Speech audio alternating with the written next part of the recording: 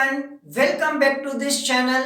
तो गाइस, हमने last video में देखा था कि जीडीपी को मार्केट प्राइस पर, फैक्टर कॉस्ट पर कैसे ज्ञात करते हैं। उसके बाद हमने देखा था एनडीपी को मार्केट प्राइस व फैक्टर कॉस्ट पर कैसे ज्ञात करते थे। हमने राष्ट्रीय आय की 4 अवधारणाओं पर डिस्कस किया था। आज हम देखेंगे नेक्स्ट अवधारणा पे, जिसके अंदर सबसे पहले आते हैं हमारे सकल राष्ट्रीय उत्पाद। जो हमारी 5th नंबर अवधारणा है, इस पर हम देखेंगे कि सकल राष्ट्रीय उत्पाद को बाजार कीमत पर कैसे ज्ञात करते हैं।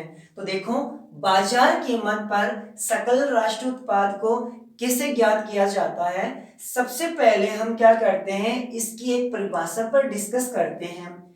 एक वित्तीय वर्ष में देश के नागरिक द्वारा, यहां पे बात आ रही है देश के नागरिक पर, उत्पादित अंतिम वस्तु व सेवाओं का बाजार मूल्य का योग जीएनपी मार्केट प्राइस कहलाती है। तो सबसे पहले हमें ये देखना है एक वित्तीय वर्ष का मीन्स क्या है। तो एक वित्तीय वर्ष का मीन्स होता है 1 अप्रैल से 31 मार्च का जो समय है वो हमारा कहलाता है एक वित्त वर्ष। राष्ट्रीय आय ज्ञात करते समय हमेशा एक वित्त वर्ष के अंदर जितना उत्पादन होता है उसको शामिल करते हैं। अब ध्यान रखना है, देश का नागरिक, देश का नागरिक, देश का नागरिक का मीन्स यह है कि जिस देश की हम राष्ट्रीय इनकम ज्ञात कर रहे हैं, सकल राष्ट्रीय उत्पाद ज्ञात कर रहे हैं, तो उस देश के व्यक्ति द्वारा ही उत्पादित वस्तु व सेवाओं को शामिल करना है। फॉर एग्जाम्पल के लिए हम मान लेते हैं कि हमारे ये भारत देश है, यहाँ पर इंडिया की कंपनी है और यहाँ पे दे रखी है आपको अमेरिका की कंपनी दे रखी है, और यहाँ पे देश दे रखा है अमेरिका, जहां पर हमारी इंडिया की कंपनी या इंडिया के व्यक्ति यहाँ पर बैठे हैं। जब हम जीडीपी ज्ञात कर रहे थे, जब हम जीडीपी ज्ञात कर रहे थे, हमने देखा था कि इस भारत की भौगोलिक सीमा के अंदर चाहे भारत का व्यक्ति है चाहे अदर कंट्री का व्यक्ति है, वो मैटर नहीं रखता था। और भारत देश के अंदर किसी भी देश के व्यक्ति द्वारा या किसी भी देश की कंपनी द्वारा जितना उत्पादन किया जाता था उनको हम जीडीपी के अंदर शामिल करते थे। और भारत का व्यक्ति यदि किसी भी कंट्री में है, किसी भी कंट्री में है, उसके द्वारा कमाई गई इनकम को भारत में हम शामिल नहीं करते थे। हम बात कर रहे थे एक देश की भौगोलिक सीमा के अंदर। लेकिन जब हम राष्ट्रीय उत्पाद की ज्ञात करते हैं, जब हम राष्ट्रीय उत्पाद की बात करते हैं, तो हमें देश की भौगोलिक सीमा पर ध्यान नहीं देना है, बल्कि उस देश के व्यक्ति की नागरिकता के ऊपर ध्यान देना है कि वो रियल में व्यक्ति कहाँ का है। फॉर एग्जाम्पल, जब हम भारत की राष्ट्रीय उत्पाद की बात करते हैं, तो भारत के व्यक्ति द्वारा ही उत्पादित वस्तुओं को शामिल करना है। भारत का व्यक्ति यदि अमेरिका में बैठा है, उसकी इनकम भी कहां पर ऐड की जाएगी, भारत देश के अंदर ऐड की जाएगी। और भारत देश के अंदर यदि अमेरिका का या किसी अदर कंट्री का व्यक्ति या कंपनी दे रखी है, उसके द्वारा जो भी इनकम प्राप्त हो रही है, उस इनकम को हम क्या करेंगे, लेस कर देंगे। तो ध्यान रखना है, जो भी हमारे पास जीडीपी आती है उसके अंदर भारत के अंदर विदेश की व्यक्ति की इनकम क्या होती है, शामिल होती है। तो हम क्या करेंगे, विदेश की इनकम को हम क्या करेंगे, लेस कर देंगे। और अपन के देश का व्यक्ति यदि फॉरेन में बैठा है, उसके द्वारा जितने भी इनकम या उत्पादन किया जाता है उसको हम क्या करेंगे, ऐड कर देंगे। तो इसमें हम क्या करते हैं कि एक व्यक्ति के राष्ट्रीयता के आधार पर हम उत्पादन व सेवाओं का मूल्यांकन करते हैं। तब कहा जाता है एक वित्तीय वर्ष में देश के नागरिक द्वारा भारत का व्यक्ति है चाहे किसी भी कंट्री में क्यों ना बैठा हो, उसके द्वारा इनकम कहाँ अर्न किया जाता है, वो सारी इनकम हम कहाँ जोड़ेंगे, भारत देश के अंदर। और भारत देश में जितने भी अदर कंट्री की कंपनी और व्यक्ति बैठे हैं, उनके द्वारा जितनी भी इनकम हो रही है, उन इनकम को हम राष्ट्रीय उत्पादन में शामिल नहीं करेंगे। देश के नागरिक द्वारा उत्पादित अंतिम वस्तु सेवाओं का बाजार मूल्य का योग क्या कहलाएगा, हमारा जीएनपी मार्केट प्राइस कहलाएगा। तो देखो अब इसका फॉर्मूला लगा लेते हैं कि जीएनपी मार्केट प्राइस का फॉर्मूला क्या होता है। यह प्राय का फॉर्मूला ही पूछा जाता है और साथ में प्रैक्टिकल क्वेश्चन पे डिस्कस करेंगे। तो देखो जीएनपी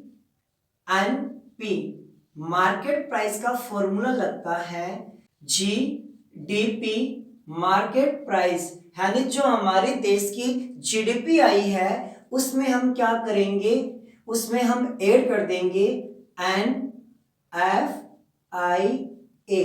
इसका मीन्स होता है कि विदेशों से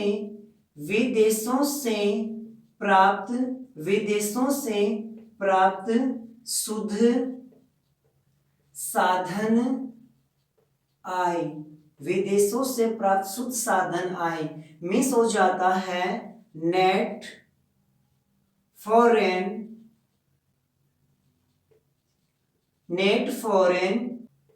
इनकम ऑफ अब्रॉड।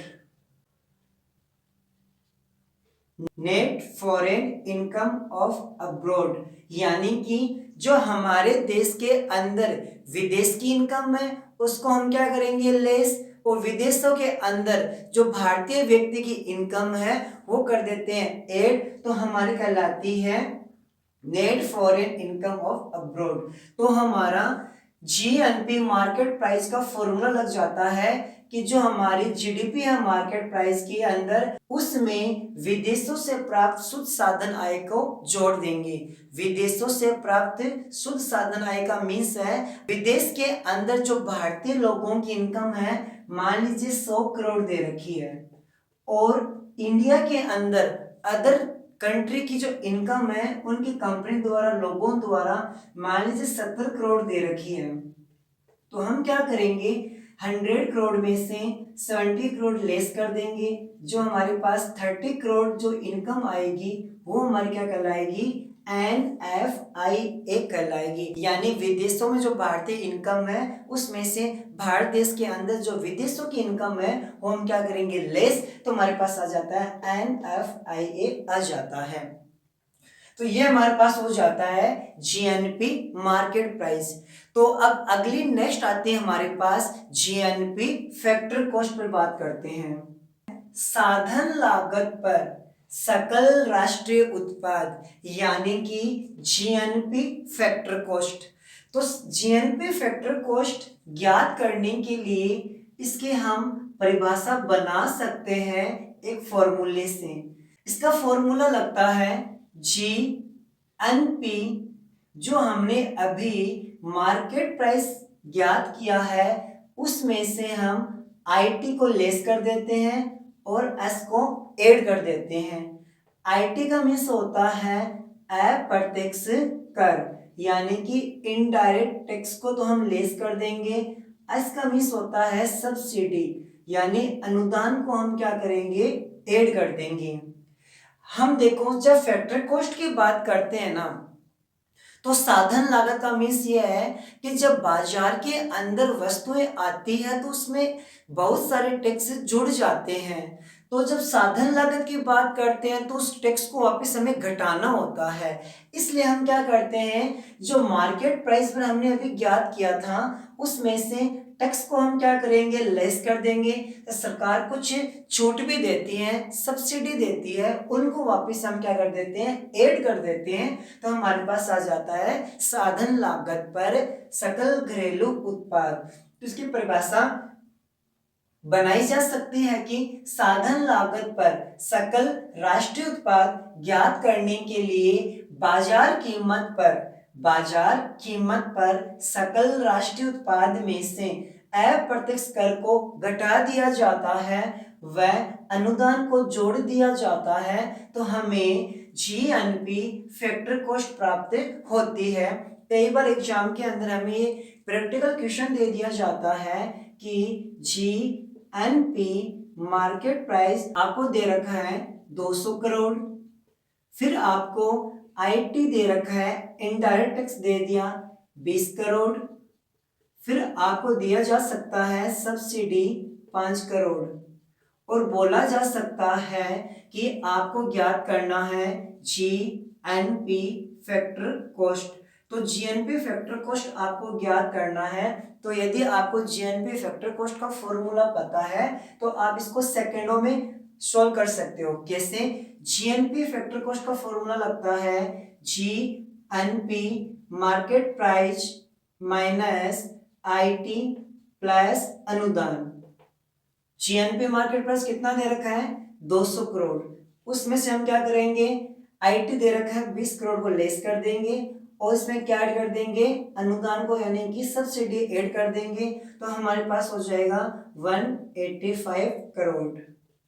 ये आपको प्रैक्टिकल क्वेश्चन पूछा जा सकता है और पता होना चाहिए आईटी प्लस अनुदान को हम ये भी लिख सकते हैं क्या, एनआईटी यानी कि नेट इनडायरेक्ट टैक्स। उसका मिस होता है आईटी में से हमने पहले से ही अनुदान को घटा दिया है तो इसके स्थान पर आ सकता है एनआईटी।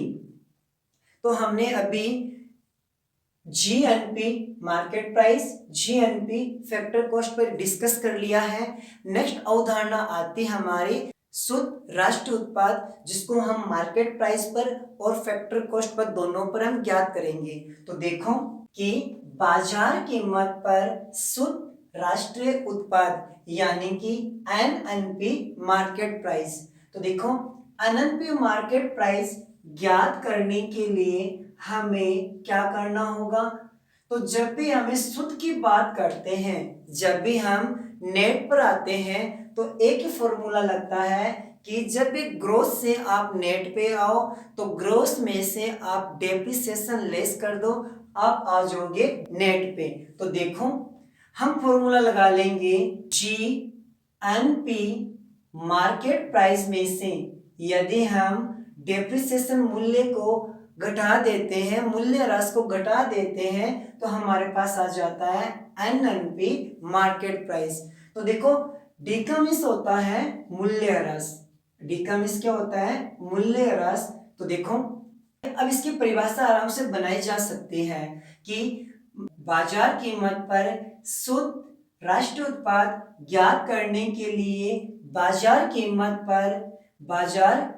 पर सकल राष्ट्रीय उत्पाद में से मूल्य ह्रास को घटा दिया जाए, मूल्य ह्रास को घटा दिया जाए तो हमें मार्केट प्राइस किस पे, एनएनपी मार्केट प्राइस प्राप्त हो जाती है। तो देखो इसका एक प्रैक्टिकल क्वेश्चन कर लेते हैं। यदि आपको जीएनपी मार्केट प्राइस दे रखी है 300 करोड़, दे रखी है आपको 300 करोड़, यदि आपको मूल्य ह्रास दे रखा है 10 करोड़, यदि आपको पूछ लिया जाता है कि एनएनपी मार्केट प्राइस बताइए, एनएनपी मार्केट प्राइस बताइए, तो डायरेक्ट हमारा फॉर्मूला लग जाएगा कि एनएनपी मार्केट प्राइस का फॉर्मूला लगता है GNP market price minus depreciation यानी कि मूल्य ह्रास। आपको दे रखा है जीएनपी मार्केट प्राइस दे रखी है 300 करोड़,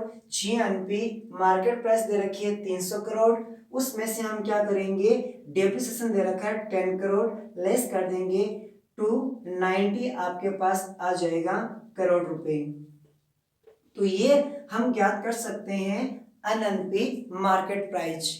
अब हम नेक्स्ट पर बात करते हैं कि जो बाजार कीमत है उसका जगह हमें पूछा जाएगा साधन लागत। तो देखो नेक्स्ट आती है हमारी साधन लागत पर शुद्ध राष्ट्रीय उत्पाद, यही हमारी कहलाती है एनआई, नेशनल इनकम। यही हमारी कहलाती है नेशनल इनकम। ये क्वेश्चन पूछा जा सकता है, सबसे इंपॉर्टेंट क्वेश्चन है ये हमारा, सबसे इंपॉर्टेंट क्वेश्चन बनता है। आपसे पूछा जा सकता है निम्न में से राष्ट्रीय आय होती है, ऑप्शन ए के अंदर पूछा जा सकता है GDP market price, second option आ सकता है NDP market price, option third आ सकता है आपके पास में, ऑप्शन थर्ड आ सकता है NNP market price, option fourth आ सकता है एनएनपी फैक्टर कॉस्ट। ध्यान रखना, जो हमारी एनएनपी फैक्टर कॉस्ट होती है वही हमारी राष्ट्रीय आय कहलाती है, वही हमारी क्या कहलाती है, राष्ट्रीय आय। ये ध्यान रख लेना, ये हमारे 2008 में फर्स्ट ग्रेड क्वेश्चन में पूछा गया था। निम्न में से राष्ट्रीय आय होती है, ये फोर ऑप्शन आपके सामने आ सकता है, तो हमारा राइट क्वेश्चन होना चाहिए साधन लागत पर शुद्ध राष्ट्रीय उत्पाद ही हमारी कहलाती है नेशनल इनकम। अब हम क्या करते हैं, इसको कैसे ज्ञात कर सकते हैं, इसका क्या फॉर्मूला है, उस पर हम डिस्कस कर लेते हैं एक बार। तो एनएनपी फैक्टर कॉस्ट ज्ञात करने के लिए जो हमारे पास एनएनपी मार्केट प्राइस आया है, उसमें से आईटी को लेस कर देंगे और सब्सिडी को ऐड कर देंगे। तो हमारे पास मान लेते हैं कि एनएनपी मार्केट प्राइस दे रखी है 1000 करोड़ और आपको आईटी दे रखा है 100 करोड़। आपको आईटी यानी कि इनडायरेक्ट टैक्स दे रखा है 100 करोड़ और मान लेते हैं अनुदान यानी सब्सिडी दे रखी है 10 करोड़ रुपीज। तो अब हमें पूछ लिया जाता है कि राष्ट्रीय आय ज्ञात करो। ध्यान रख लेना, आपको कई बार यह न पूछकर यहाँ पे आपको नेशनल इनकम दे दिया जाता है कि राष्ट्रीय आय ज्ञात करो, ये सब चीजें देकर, तो हमें कंफ्यूज नहीं होना है, क्योंकि एनएनपी फैक्टर कॉस्ट का यदि फॉर्मूला पता है और एनएनपी फैक्टर कॉस्ट हमारी क्या कहलाती है, एनआई यानी कि नेशनल इनकम कहलाती है। तो हम फॉर्मूला लगा देंगे नेशनल इनकम या फिर एनएनपी फैक्टर कॉस्ट का फॉर्मूला लगता है एनएनपी, जो हमारी मार्केट प्राइस है इसमें से इनडायरेक्ट टैक्स लेस कर देते हैं और सब्सिडी को ऐड कर देते हैं। तो एनएनपी मार्केट प्राइस हमें दे रखा है 1000 करोड़, उसमें से हम इनडायरेक्ट टैक्स घटा देंगे और अनुदान को जोड़ देंगे जो हमें दे रखा है 10 करोड़। तो हमारे पास आ जाएगा 910 करोड़। तो ध्यान रखना है, ये इंपॉर्टेंट क्वेश्चन है कि एनएनपी को हम क्या कहते हैं, नेशनल इनकम कहते हैं। तो देखो गाइस, आज हमने NNP factor cost, NNP market price पर, फिर उससे पहले हमने देखा था GNP market price, GNP factor cost. इन चारों पे हमने अच्छे से डिस्कस किया है। आगे आने वाली वीडियोस के अंदर हम देखेंगे पर्सनल इनकम क्या होती है, प्राइवेट इनकम क्या होती है, उन पर हम अच्छे से डिस्कस करेंगे। अगर आपको आज वाला वीडियो पसंद आया है तो प्लीज़ वीडियो को लाइक करना है, वीडियो को अधिक से अधिक शेयर करना है, और यदि आपने अभी तक चैनल को सब्सक्राइब नहीं किया है तो प्लीज़ चैनल को सब्सक्राइब कर लीजिए। तो गाइस,